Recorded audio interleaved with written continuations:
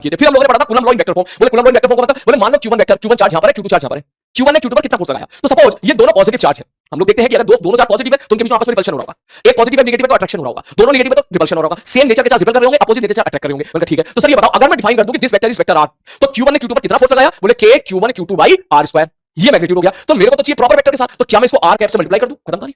बोले हाँ सर बिल्कुल कर सकते हो। बोले सर r कैप से क्यों, मतलब अगर दोनों चार्ज पॉजिटिव है तो फोर्स भी इधर ही लग रहा होगा, जिधर फोर्स है उधर ही वेक्टर r है, तो इसका मैं चुपचाप मल्टीप्लाई करता हूं यहां पर। r कैप क्या हो जाएगा। बोले सर r कैप हो जाएगा k q1 q2 by r square, r cap is vector r बटे मॉड ऑफ r। हाँ अगर मैं ऐसा कह देता कि सपोज एक माइनस q1 है और यहां पर प्लस q1 है, एक माइनस q1 प्लस q2 है, अब बताओ इसमें कितना फोर्स लगेगा। बोले सर अगर आप इसको वेक्टर r कह रहे हो तो ये माइनस वाला इसको अपनी तरफ अट्रैक्ट करने की कोशिश कर रहा होगा, ऑब्वियसली अट्रैक्ट करेगा। तो अब जो इसमें फोर्स लग रहा होगा इसका मैग्नीट्यूड होगा k q1 q2 by r square, ये मैग्नीट्यूड हो गया। लेकिन अगर हम इसका प्रॉपर डायरेक्शन के साथ लिखें तो जिधर वेक्टर r है उसके अपोजिट ये फोर्स लग रहा है, तो यहां पर माइनस आ जाता था। इसको याद करने का तरीका क्या था, मैं याद करने का तरीका मैं आपको क्लास में बताता था, याद करो। याद करने का तरीका ये है k को बाहर निकाल लो और माइनस को जोड़ दो यहां पर।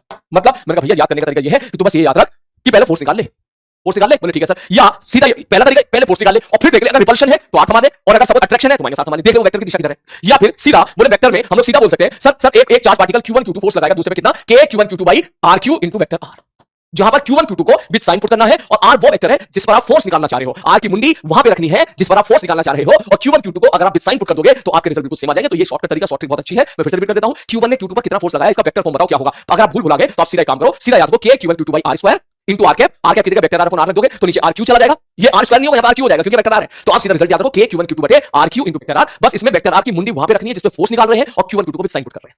बात समझ आ रही है। कूलम्ब लॉ पे कुछ इस प्रकार के सवाल भी पूछ लेता है कि वो कहता है भाई साहब एक रॉड है यहाँ पर, मतलब ठीक है भाई साहब एक रॉड है और कहेगा भैया रॉड है तो बताओ तो यहाँ पर एक क्यू चार्ज रख दिया और इसको कैपिटल क्यू चार्ज दे दिया, तो रॉड ने उस क्यू चार्ज पर कितना फोर्स लगाया।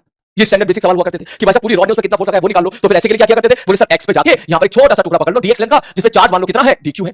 मैं ठीक है भाई साहब इसको मैं q डैश कह देता हूं थोड़ी देर के लिए। तो सर ये dq वाला बंदा इस पर आगे फोर्स लगाएगा df, ये पॉजिटिव रिपेल करेगा और मैं आपसे पूछूं भैया df की वैल्यू बताओ, आप सीधा लिखोगे k q1 q2 बटे r स्क्वायर x स्क्वायर। ये छोटे से टुकड़े की वजह से उस पर लगने वाला फोर्स हो गया। और अगर आपको नेट फोर्स चाहिए तो भैया आप मुझे वाली डिस्टेंस बता दो, ये कितनी है और ये कितनी है। अगर आपको नेट फोर्स चाहिए तो यहां से लेके यहां तक के जितने छोटे छोटे चार्ज पार्टिकल है सबकी वजह से फोर्स निकालो, सबको ऐड कर दो। कहां से कहां तक की, यहां से मतलब a से a प्लस l तक का, तो आपका f नेट निकल के आ जाएगा। बात समझ आ रही है। सर यहाँ पर dq की वैल्यू कितनी होगी, मतलब dq बराबर होगा यहाँ पे लैम्डा ds, आप सीधा लिख सकते हो लैम्डा इनटू ds और इसको आप क्या कर सकते हो इंटीग्रेट कर सकते हो। बोले लैम्डा क्या होता है, लैम्डा होता है चार्ज पर यूनिट लेंथ। बात समझ में आ रही है, ठीक है सर। तो ये इलेक्ट्रोस्टैटिक सवाल, इसमें कुछ नल पॉइंट वाले सवाल भी आया करते थे। नल पॉइंट वाले सवाल का मतलब वो कहते हैं भैया यहाँ पे चार्ज रख दिया मैंने 4q और यहाँ पे चार्ज रख दिया मैंने -q, इन दोनों चार्ज को मैंने फिक्स कर दिया। बोले अब बोले बताओ तीसरा चार्ज q डैश को कहां पे रख दूं कि वो इक्विलिब्रियम में रहे। तो ऐसे सवालों में क्या किया करते थे, याद करो शॉर्टकट तरीका क्या होता है सवाल को करने का। बोले भैया छोरा छोरी के बीच में नहीं आना है, मतलब पॉजिटिव चार्ज और नेगेटिव चार्ज के बीच में नहीं रखना है कभी भी। Null point positive charge negative charge के बीच में कभी नहीं आएगा और कम मैग्नीट्यूड वाले के पास आएगा। पहली पॉइंट यहाँ पे 3 इंपॉर्टेंट पॉइंट जो मैं आपको सारे रिवाइज करा दूं कि सर यहाँ पे 2 तरह के सवाल बन सकते हैं। सर या तो दोनों के दोनों पॉजिटिव हो, ठीक, सवाल ये है कि दोनों चार्ज को यहाँ पे फिक्स कर दिया, तीसरा चार्ज q डैश किस जगह पे रख दे कि इस पर नेट फोर्स 0 हो जाए। अगर आप इसको यहाँ पे रखोगे तो नेट फोर्स 0 हो ही नहीं सकता। क्यों, ये वाला बंदा उधर फोर्स लगाएगा, ये वाला बंदा इधर फोर्स लगाएगा, दोनों वेक्टर के बीच में कुछ एंगल है, इसका मतलब दो वेक्टर का रिजल्टेंट 0 आ ही नहीं सकता। वो 0 तभी आएगा जब दोनों वेक्टर इक्वल एंड अपोजिट हो। तो आंसर है या तो ये जो इसी लाइन पर आंसर आना है, या तो इधर या फिर इधर या फिर इधर। सॉल्व करने के बाद जो रिजल्ट आता था वो ये आता था कि sir positive charge negative charge इनके बीच में तो नल पॉइंट नहीं आएगा, या तो इधर आएगा या फिर उधर आएगा, और कम मैग्नीट्यूड वाले के बाजू में आएगा। इसका मतलब यहां पर कहीं आ जाएगा। मान लो ये डिस्टेंस x है, आप q डैश को यहां पे रख दो और ये डिस्टेंस कितनी है मेरे भाई, मान के चलो l है, तो आप सीधा बोलोगे इसके द्वारा इस पे लगाया गया फोर्स होगा k q डैश q बटे x स्क्वायर और इसके द्वारा इस पे लगाया गया फोर्स होगा k 4q into q dash upon l plus x का होल स्क्वायर।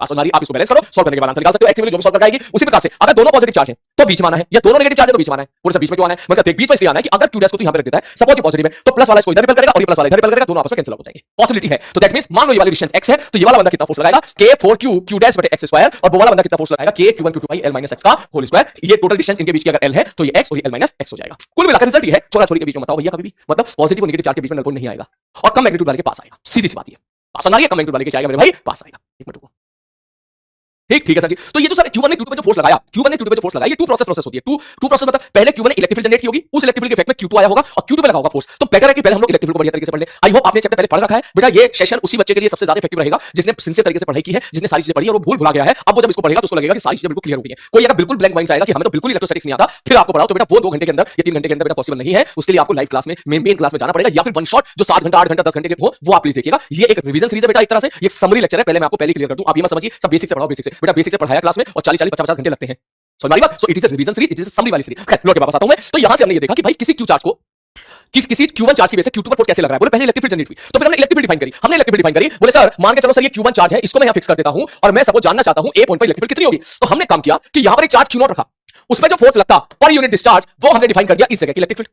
और इसके मैग्नीट्यूड को हमने कम रख दिया। कम रखो ना भी रखो तो चल जाएगा, क्योंकि मैंने इसको फिक्स कर दिया है। इसका मतलब ये फिक्स करने का मतलब मैंने खुद से बोल दिया, मैंने इसको फिक्स कर दिया, अब मैं इसको भी भगने नहीं दे रहा। बुक्स में अक्सर ये इसकी वैल्यू बहुत कम लिखी होती है। क्यों कम लिखी होती है? ताकि इसकी वजह से इस पे जो इफेक्ट आए वो बहुत कम आए। कोई बात नहीं, कोई फर्क नहीं पड़ता। तो हम भी बुकिश लैंग्वेज ले लेते, लिमिट Q0 टेंडिंग टू 0। तो बेसिकली इस जगह पे जब मैंने Q0 चार्ज को रखा तो इसके द्वारा इस पर कितना फोर्स लगता? बोले सर वो लगता K Q1 Q2 by R square और इनटू Q0 कैंसिल आउट हो गया, तो ये निकल गया Q by R स्क्वायर। तो बात ये आई कि सर इलेक्ट्रिक फील्ड है क्या? मतलब इलेक्ट्रिक फील्ड का मतलब ये समझ, किसी एक कूलम चार्ज को मैं किसी जगह पे रख दे रहा हूं, उसमें जो फोर्स लग रहा होगा that will be the magnitude of electric field. और यहां से हमें ये चीज समझ में आई कि इलेक्ट्रिक फील्ड को डिफाइन किया हमने force per unit charge, that means F बराबर Q into E।